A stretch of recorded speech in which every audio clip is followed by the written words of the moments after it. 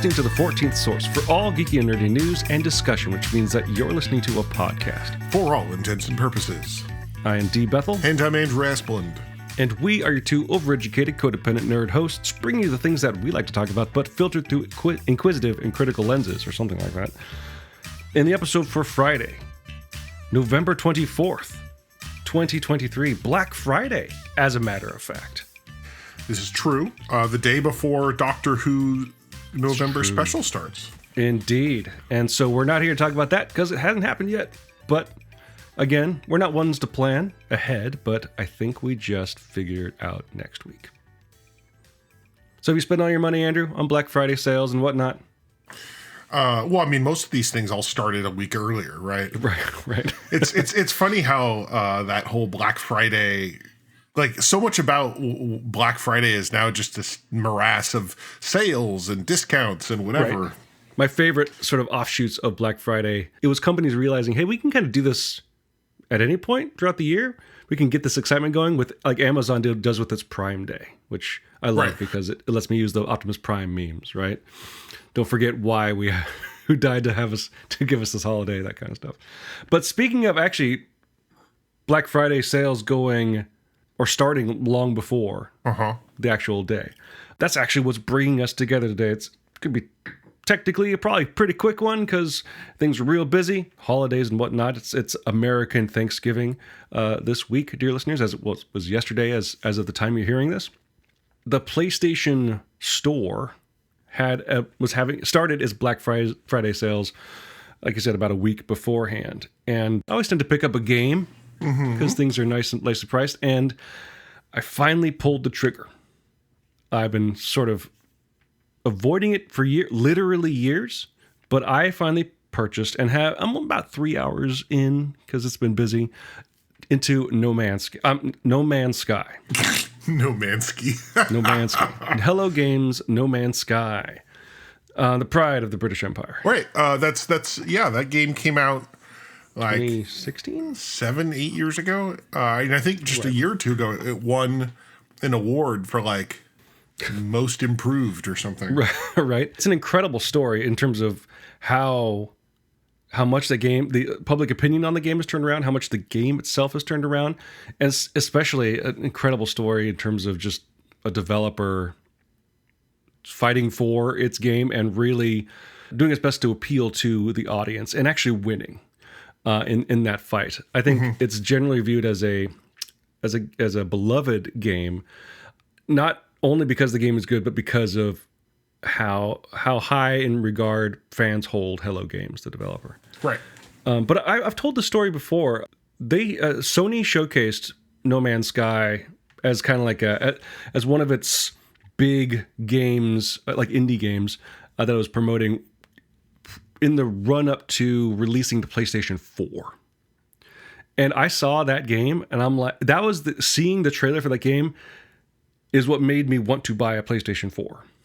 Right? Because I was an Xbox 360 owner, and that game looked incredible. And I was also like, well, Sony has a lot of first-party games that I always wanted to play, like, Last of Us, Uncharted, that kind of stuff, God of War. And it was No Man's Sky that made me kind of take the step. And then the game came out, and it was like, it's a survival resource management game. I'm like, oh, that's not my thing at all. Right. And so I've always been like, I should check it out because it's like, it was the catalyst for me, like switching parties, for lack of a better word. And I finally did it. And I'm about 3 hours in, and I'm really enjoying my time with it so far. Although it is very early stages. It's very, very early. I mean, I've talked about it before. And it really is. I mean, what's kind of weird is that you're not playing the game that came out in 2016 or whatever, right? Like the game has changed so much. Incredibly different from what I understand, yeah. So much has been added, so much has been done, so much has changed that it would be weird to have played the original and then play the current version and be like, wow, these are almost like two different games. Which is funny considering this is like the second time, like in a row, that I've done that. Because the last sort of big game I played through was Cyberpunk 2077. It was right after that big patch that basically rejiggered the entire game came out as well. So maybe this is the road I'm traveling down. What's the next game that has changed completely post-release that I could play after No Man's Sky? Although from what it seems like, I could be playing No Man's Sky forever. You could. I was going to jokingly say Fallout 76 is another one that's... honestly, you know what? That's on sale too. And I think what's wild about No Man's Sky to me, though, is just how much, there's been no DLC that you pay for. There's been nothing that's been pay blocked. It's just the game. They just keep updating it. Yeah, part of what sort of has endeared Hello Games to all of its the video game community is that they've been tireless in the updates and DLC add-ons and stuff like that, all for free. As if they still feel guilty for kind of releasing what some were arguing at the time was an unfinished game. But my guys, you're fine now. You could put $10 onto something. It's fine, please, right? The question I have is I just want to give some context first. I have tried. It's like survival resource management games. I've tried. What's the swimming one? Subnautica. Subnautica, yes. It's about swimming, right? And I've dabbled in some others, but I've always bounced off them, usually because I found that it's just me in a world that's trying to kill me, and It's a game that gives me nothing to really combat it with. I just have to survive. And this game has obviously the same resource management kind of stuff, simulation kind of stuff, but it doesn't feel so far as mean or as oppressive as some of the other games I've played. So the question I want to ask is, as a person yourself who's played a fair amount of survival games, resource management games, where does No Man's Sky kind of sit in terms of accessibility or how it differs from other games in that field or in that genre? It's definitely lighter on the survival side of it, right? It's more, almost like I would say I have a harder time surviving in Minecraft. I would say that when I started the game the very, very, very first time, I think I died pretty quick because I didn't quite understand what was going on. Uh-huh. But then it was never again, right? I figured it out. It's, there's not a lot of surprises. It's not like I could, contrasting it with Subnautica or more recently I played Green Hell. Right. Which literally I was dying. It wasn't until I hit hour 10 that I survived more than 40 minutes, Right. So yeah, I think that I do think that this game is definitely a more sympathetic, more forgiving. It is kind of like, hey, play the game that you want to play, and you can, and given the breadth of content, you can kind of not do things right. Sometimes I don't want to deal with that. I don't want to pursue that. I just want to build my little bases, or I want to go do whatever. So I think there's a lot more kind of freedom just to mess around. So I'd say, so it makes sense that you so far you're enjoying it because it is, it's not too harsh. It's baby mode. And that's what's funny because I'm playing it on normal and it has when I first loaded up, it wasn't 3 difficulty levels, but 3 play styles. There was the normal mode. There was just sort of easy mode. Hey, we're not going to push you so hard on resource gathering and stuff like that. And then there was just the free create mode for people that just want to build shit. Right. Where you have infinite amount of stuff and you're just Minecrafting or whatever. Not Minecrafting because you have to gather resources for that too. But it was pretty cool. I wondered about choosing sort of the easier mode just because I know I bounce off this style of game. But like I said, at this point, I'm about 3 hours in, which means I got off the first planet that they put you on. And I've gone to another planet and established a base. And I have, after doing that, I found a spaceport, right? And so I've just kind of in that loop now. I've got teleports open between the space station and my base. And up until that point, I was still a little worried about resources, my what do you call it? Life support. My ship thruster fuel was low, right? And I'm I don't know, what if I can't get off the planet? Is that even possible? Because the planet I was on didn't have the resource I need to make jet fuel. But now that I have that open avenue of going to the space station, which has vendors. I'm not particularly worried about that anymore. I'm like, okay, and I feel like I can kind of start seeing how I, as a person who doesn't play these types of games a whole lot, can have fun with this game and not feel like I'm always going to be fighting against limited resources. It looks like it could be fun, and while still having the challenge of having to gather resources to make stuff and to sell stuff and to upgrade stuff, right? I will say, I think I don't think there's an instance where you can get stuck on a planet. I think every planet has the things you need to lift off. Right. That's probably with great intention, right? You know, because it would kind of suck if you're just be bopping around and all of a sudden like, oh shit, I'm forever stuck on planet X. I spent $60 in this game and I have to start over. Awesome. That sounds like an old school PC game move right there. But or Final Fantasy Tactics. But yeah, it's a fun game. Hopefully, I don't say that and all of a sudden we Alan Wake it and I come back next week and go like, wow, this game sucks ass.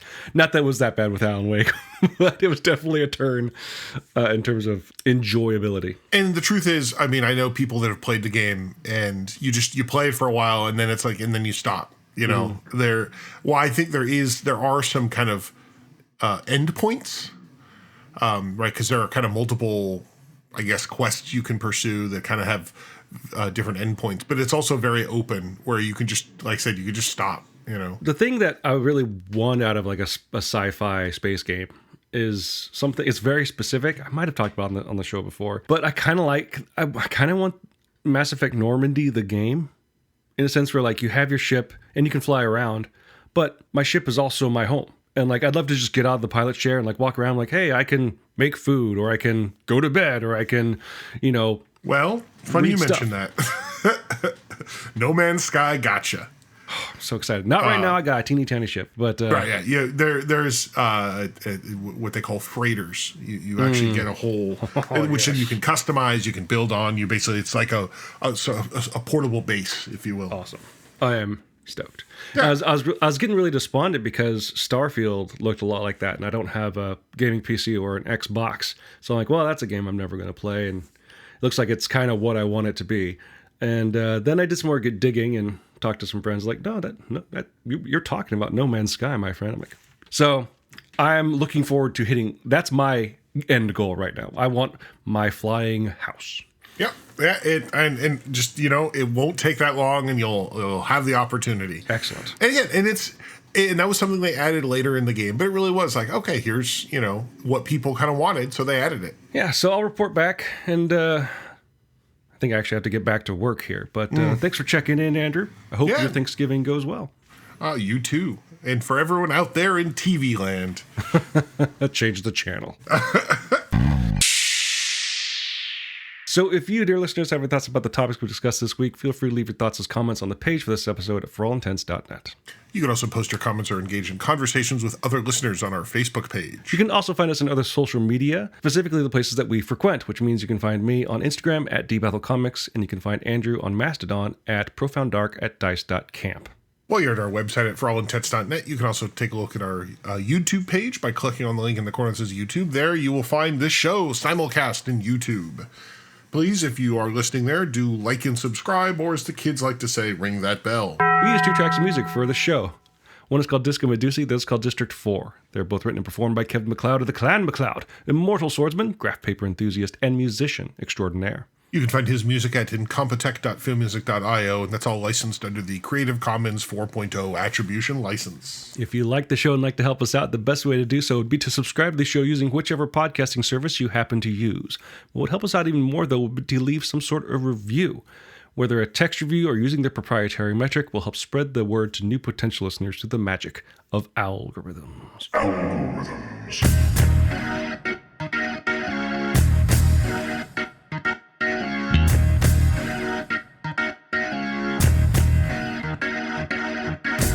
You know, the funny thing, I was thinking about this as you were talking about No Man's Sky. You actually have a pretty slapping new computer. I actually almost wonder what it would have been like if you picked it up on a computer machine. Because it's actually, when they announced the new Mac chipset, No Man's Sky was one of the things they were showing a lot of. Yeah. Well, I guess I'm buying it twice. Goodbye, friends and family. But I don't, anyway, I was just thinking of that because I don't know how it would run. But. So until you find a game that possibly takes up all of your life and attention, dear listeners. I'm D. Bethel. And I'm Andrew Asplund. And for all intents and purposes, that was a podcast.